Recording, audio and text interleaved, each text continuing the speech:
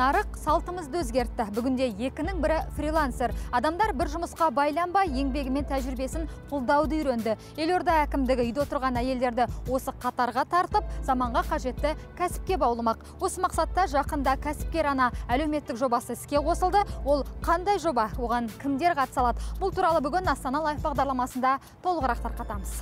Жанұя отбасы институтын қолдау орталығы қыркүйек айында кәсіпкер ана авторлық әлеуметтік жобасының тұсауын кесті. Жобаға көп балалы және жалғыз басты, мүмкіндігі шектеулі балалар тәрбиелеп отырған аналар мен тұрмысы төмен әйелдер қатыса алады.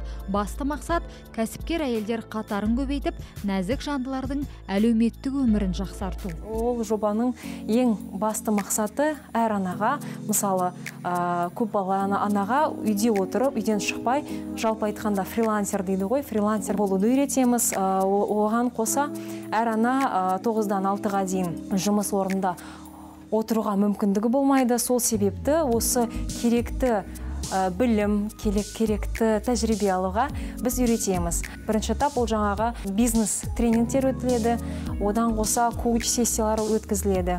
Нағыз оқу мерзім кезі ол 2-3 айдан 2-3 ай болады, бірақ кейбір курстар немесе кейбір бағыттарда 10 күндікте оқу қарастырылған. Мысалы, ол копирайтинг, SMM, жаңағы оған енді аса көп уақыт керек қылмайды, бірақ жалпы айтқанда осы 2-ден 3 айға дейін оқыту мерзімі.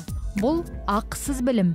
Жобаға қатысушылар қысқа мерзімде заманға қажетті дағдыларды үйренеді, жаңа мамандық игеріп шығады. Оқу кәсіп түрлеріне байланысты 3 бағыт бойынша ұйымдастырылады. Бізде 3 бағыт бар. Ол бірінші кулинария бағыты, жалпы аспаздар дайындау, шоколадье дайындау. Екіншісі бьюти индустрия, жаңағы маникюр жасайтын мамандар үйретеміз. Оған қосқа осы барлық бьюти индустрияға қатысы бар мамандықтарға бәрін үйретеміз. Үшінші ол жаңағы IT сфера, жалпы айтқанда ол SMM, копирайтинг, графический дизайн, жаңағы фуд-блогер дейді, соларды да үйретеміз. Өз қызметтерін Instagram арқылы жүргізуді, соны Instagram парақшасын жүргізуді үйретеді. Бұл заман білімім жоқ деп қол қусырып отыратын уақыт емес. Мемлекет ұсынған мүмкіндікті пайдаланатын уақыт. Неге десеңіз, әкімдік ұсынған көмек оқумен шектелмейді. Бұдан бөлек бизнес бастаймын дегендерге қайтарымсыз негізде грант беріледі. Біз негізі жалпы айтқанда осы жобаның арқасында біз аналарға осы білім беру ғана емес, оған қоса грант алуға көмектескіміз келеді. Ол гранттың мөлшері 505 мың теңге. Жалпы осы грантты алу үшін біз аналарға көмектесуге дайынбыз. Гүлнар Өтегенова 3 баланың анасы.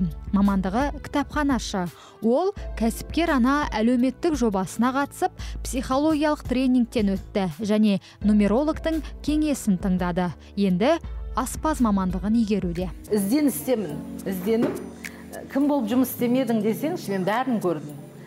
Кірпіш қалауды да үйрендім, жаңағы құрылыс саласында жұмыс істедім.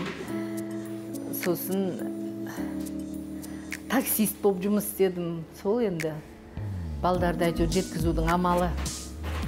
Сол енді кәсіпкер ана арқылы мен өстіп басқа кәсіп үйреніп, осы манты түйуді, пельмен түйуді, оны үлкен масштабта үйреніп, сол басқа салаға қарай бет бұрсам деген ой.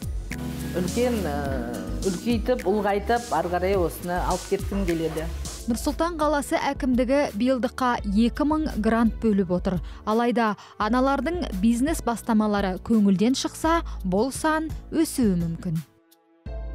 Жаңа білім игеріп сертификат алып шыққан қыз-келіншектер далада қалмайды. Кәсіп ашам деушілеріне грант беріледі, ал бизнеске қыры жоқтары тұрақты жұмыспен қамтылады. Әкімдік ұсынған әлеуметтік жобаға қатысқыңыз келсе, Жанұя отбасы институтын қолдау орталығына жүгіне аласыз. Бүгінге осы, ал Астана Лайф бағдарламасы қала тынысымен таныстыруға әркез дайын.